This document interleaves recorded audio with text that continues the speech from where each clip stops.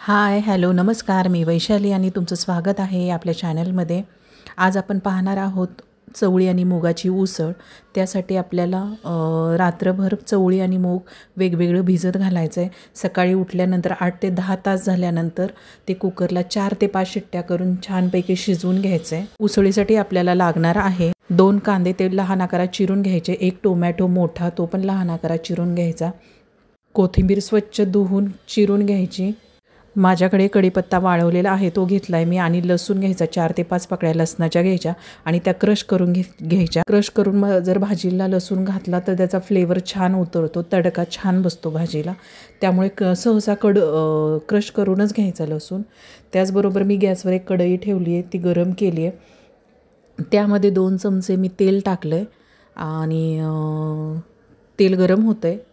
त्यामध्ये आपल्याला पुढची फोडणी द्यायची आहे. उसळ बनवताना काही जण फक्त चवळीची उसळ बनवतात किंवा फक्त मुगाची बनवतात. आपल्या आवडीनुसार, इच्छेनुसार बनवतात.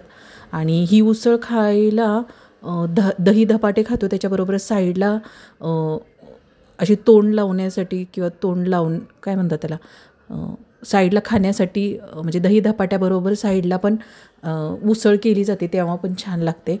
त्याचबरोबर आपण जी ताकाची कढी बनवतो की नाही, त्या कढीबरोबर पण अशी साईडला, कढी कशी आंबट असते, मग त्याच्या साईडला पण ती जर बरोबर तोंडीला लावायला जर असेल तर उसळ छान लागते आणि हेल्दी पण असते. तर आपण तेलात मोहरी टाकली, मोहरी तडतडली आहे. मोहरी तडतडल्यानंतर आपण जिरं घातलं आहे. जिरं घातल्यानंतर आपण हिंग घातलं आहे आणि हिंग घातल्यानंतर आपण कढीपत्ता घातला आहे, तो चांगला परतून घेतला आहे. त्यानंतर आपण क्रश केलेला लसूण घातला आहे आणि थोडा वेळ त्याला पूर्ण लसणाचा थोडा कलर चेंज होईपर्यंत थोडं ठेवायचं आहे त्याला. आणि त्यानंतर आपण जो कट केलेला कांदा आहे, चिरलेला कांदा आहे, तो घातला आहे. आता हा कांदा मऊ होईपर्यंत त्याला परतत राहायचं आहे. कांदा लवकर परतण्यासाठी त्यामध्ये कायम चिमूटभर मीठ घालायचं आहे. पण मीठ घातल्यानंतर जे शेवटी आपण भाजी झाल्यानंतर मीठ घालतो किंवा शेवटच्या स्टेपला मीठ घालतो, तर त्यावेळी हे मीठ घातलेलं लक्षात ठेवायचं. नाही तर कधी नाही लक्षात राहिलं की मग खारट होते भाजी. त्याच्यामुळे आता चिमूटभर जर मीठ घातलं तर तेवढं लक्षात ठेवायचं आहे. आणि कांदा छानपैकी परतून घ्यायचा असा मऊ होईपर्यंत, गुलाबीसर मऊ होईपर्यंत. नंतर आपण त्यात टोमॅटो, एक मोठा टोमॅटो घेतलेला, तो चिरून घेतलेला आपण घातला आहे. तोही मऊ होईपर्यंत आपण त्याला परतत राहायचं आहे. टोमॅटो मऊ होईपर्यंत त्याला परतायचं आहे, म्हणजे सगळ्या मसाल्यांचे फ्लेवर त्यात उतरतात. उसळ ही टिफिनला देण्यासाठी, मुलांसाठी ही हेल्दी रेसिपी आहे. त्यामुळे उसळीसारखे कडधान्याचे प्रकार हे प्रत्येक घरात केलेच जातात. चांगल्या प्रकारे टोमॅटो परतून घ्यायचा आहे.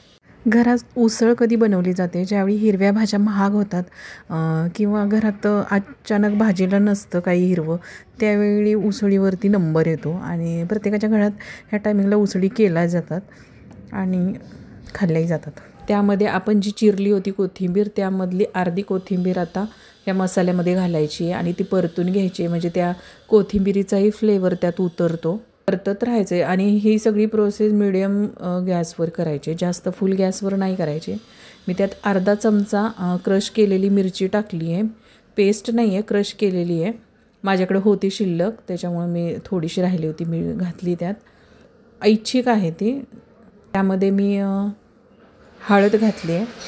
हळद घातल्यानंतर धनेपूड घातली आहे आणि जिरेपूड घातली आहे. यामध्ये मी लाल तिखट घातलं आहे 1 चमचा आणि छानपैकी परतून घ्यायचं आहे हे सगळं. मसाले छानपैकी परतले की त्याची भाजीला टेस्ट छान येते, त्यामुळे मसाला जास्तीत जास्त परतायचा. आणि मसाला चांगला परतला गेला की घरात छान सुवास पसरतो. मध्ये मी घरगुती मसाला घातला आहे, छोटा चमचा घातला आहे. हा घरगुती मसाला सर्वांच्याच घरात असतो. हा मसाला मी फक्त जेव्हा झणझणीत भाजी करायची असेल त्याच वेळी घालते, नाहीतर मी लाल तिखटच घालते फक्त. त्यामुळे मी आज घातला आहे. आणि आपण जी शिजवून घेतलेली चवळी आणि मूग आहे ते घालायचं आहे त्यात. आपल्याला हवं तेवढं घालून नंतर त्यातलं अर्धं ठेवू पण शकतो, नंतर पातळ भाजीला किंवा रस्सा भाजीसाठी सुद्धा यूज होतं. नाहीतर मग मी एक्स्ट्राची केली आहे.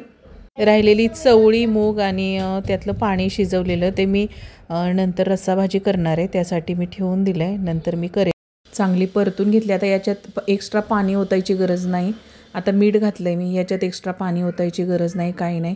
त्यात जे पाणी सुटतं त्या पाण्यातच एक ते 2 वाफ काढायच्या. वरनं कोथिंबीर घातली आहे मी. कोथिंबीर आवडत असेल तर जास्तीची घातली तरी चालेल. आणि मीठ आणि कोथिंबीर मिक्स करून घेतलं आहे उसळीमध्ये. ज्यावेळी आपण कडधान्याची भाजी करतो त्यावेळी त्यामध्ये टोमॅटो टाकला किंवा जास्तीची कोथिंबीर जरी घातली ना तर त्या भाजीला छान टेस्ट येते, त्यामुळे घालायची. आता याला झाकण ठेवून 1 ते 2 वाफा काढणार आहोत. बघा झाली आपली उसळ. याच्यामध्ये थोडं पाणी सुटतं, पण उसळ कधीच ड्राय करायची नाही, कारण नंतर थंड झाल्यानंतर खूप ड्राय होते. त्याच्यामुळं थिकनेस एवढा ठेवायचा, एवढा रस्सा तरी बॅलन्स ठेवायचा, नाहीतर मग चपातीबरोबर खाताना वगैरे तोतरे बसतात. मग त्याच्यामुळे थोडासा रस्सा ठेवायचा. आता अगदीच फडफडीत नाही करायची तिला, कारण ऑलरेडी नंतर गार झाल्यानंतर ती फडफडीत होतेच थोडीशी. पण अशी थोडीशी ग्रेव्ही ठेवायची, अगदी जास्त नाही आहे, थोडीशी आहे, जी ॲटोमॅटिक. मी पाणी काहीही टाकलं नाही आहे. आजची रेसिपी कशी वाटली तुम्हाला?